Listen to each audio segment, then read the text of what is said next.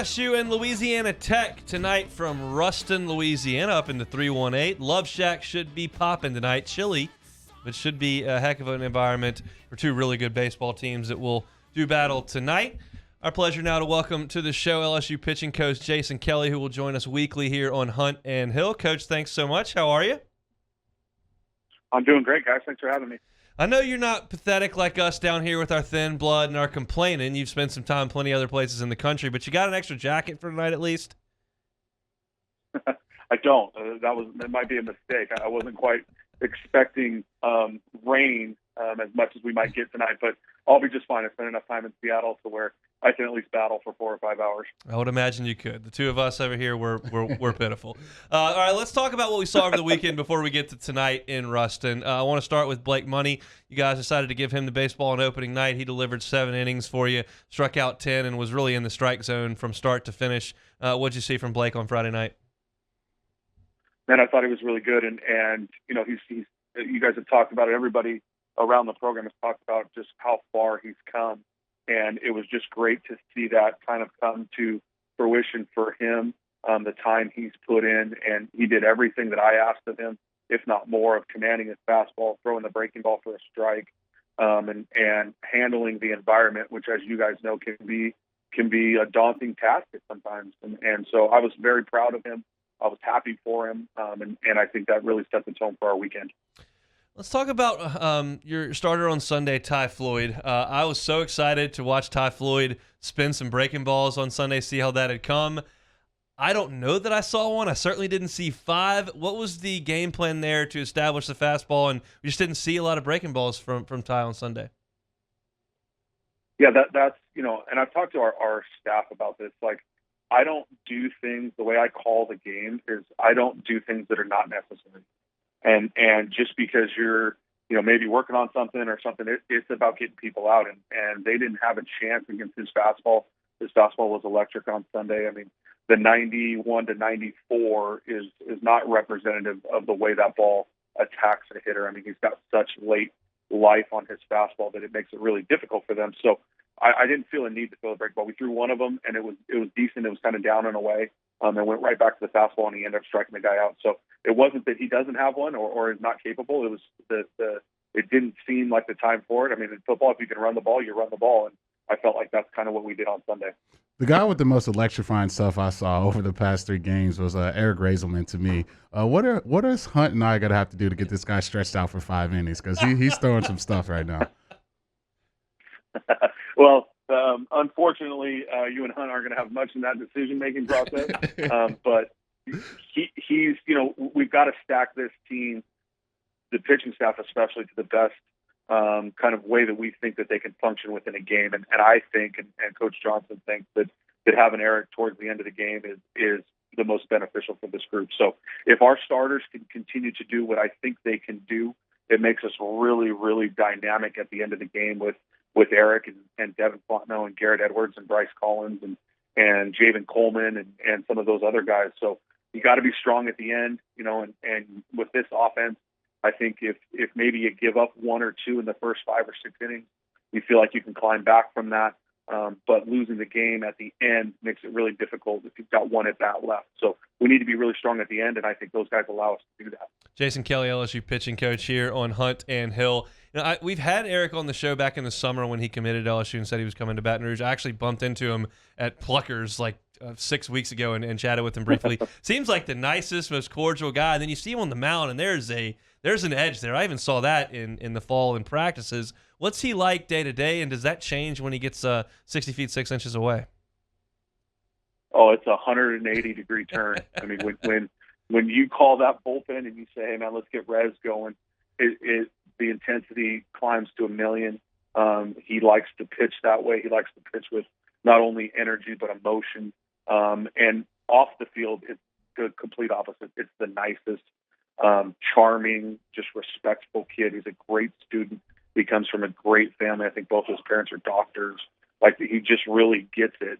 And then you get on the field and he turns into a wild man. So that's what you need. I mean, you've got to be able to, when you jump in between those white lines, kind of get yourself to a different level. And not everybody is born with that, and some people have to to get it going. And he was born with it, luckily, because he really, really loves to compete. And who wouldn't if you throw 100 miles an hour? I mean, I imagine that'd be fun for all of us. I want to talk about Trey Sayers. Obviously, he didn't have the best outing out there. How do you guys go about getting him back going to, dealing his stuff? Is this something you kind of talk about in the locker room, or is it something kind of you just do on the practice field, just getting repetitions out there with the pitches? It's been a little bit of both. I mean, he wasn't with us at all in the fall.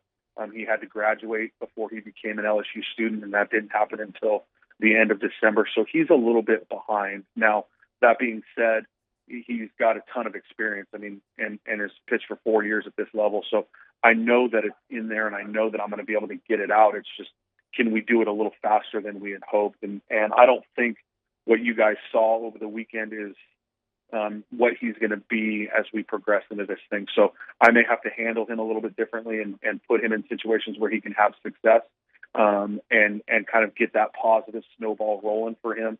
But he's talented. He's an incredible competitor and worker. I know he's going to pull himself through this. It's going to take him a little bit of time. He's been great at practice in the bullpen settings and the flat ground settings. So he's working his butt off to fix it, and I think it'll come really quickly. Jason Kelly, LSU pitching coach, is our guest. You can catch him here every single Wednesday at 12:30. A couple more, Coach. What has Devin's reaction been to his role at the back end of the game? I know he came back. There was talks about potentially extending him a little bit, and then you see him come out in the ninth inning on Sunday. The ball looked good coming out of his hand. It's certainly something he's comfortable with. But what's his reaction been to that role? That's an interesting question because, our talks, and especially my talks when Jay hired me, was, hey, we've got to get Mikhail Hilliard and we've got to get Devin Fontenot to come back to school. Those guys are going to be draft picks if they want to go, but they can be incredible pieces to our puzzle. So we went to work on those guys, and Devin was great. And we said, hey, all I want is the opportunity to start. Like, I want to give it a shot. I think I can do it. So we gave him that opportunity the whole fall, and he did fine, and it was good. And then as we got closer, we just had some really honest talk. He's been really honest with me, and I've been really honest with him. And I was just like, hey, Dev, I think, you're an elite closer and someone that's done it in this conference for 4 years. And I think that's something that we need. And he was unbelievable. A little bit of disappointment, as all kids would have in that situation, a minute of it, and then pulled right out and was like, hey, man, I'm in. I'll do anything for this team. I want to go to Omaha. I'm one of the only group of 4-year players at LSU that hasn't been to Omaha, and I want to do that. So if that means me pitching at the end, I will do it. I'll do whatever it takes. So it's been incredible. You just don't know when you come into those situations what the disappointment's going to be like, but he was incredible. He took it with poise and has really become a great team player for us. Let's turn our focus to tonight up in North Louisiana. There have been some reports, but I haven't seen anything official about who's going to get the ball tonight. Is that something you can disclose with us? Yeah, we will go with the big left-hander Riley Cooper tonight. Awesome. So we saw Riley in the game. Was it Saturday or Sunday? One of the two, but he obviously was very, very good, striking out 3 guys in an inning of work. What can we expect from him in a little bit of a different role tonight? He's kind of done this role for us throughout the fall, and he was one of those 6 guys that we extended to that 5-inning mark. So he's capable. He's conditioned to go a little bit of distance. He's an incredible competitor. I mean, really is going to, I think, thrive in this environment. He's pitched in Omaha. He's pitched in super regionals. He's been a key piece to a really good baseball team last year. So I think he's going to thrive.